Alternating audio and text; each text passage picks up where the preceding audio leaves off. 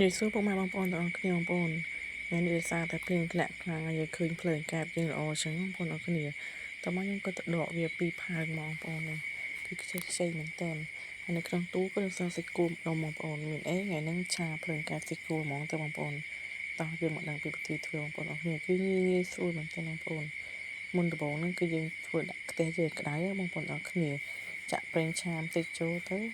ខ្ទឹមសកញ្ច្រាំហើយនឹងដាក់ស្ករយើងប្រឡេងវាឲ្យឈ្ងុយបងប្អូនអរគ្នាត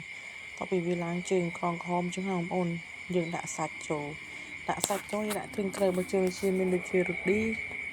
មានដូចជាប៊ីចេងបងប្អូនអរគ្នាដាក់តាមចំណង់ចំណូលចិត្តម្រេចបងប្អូនហើយនឹង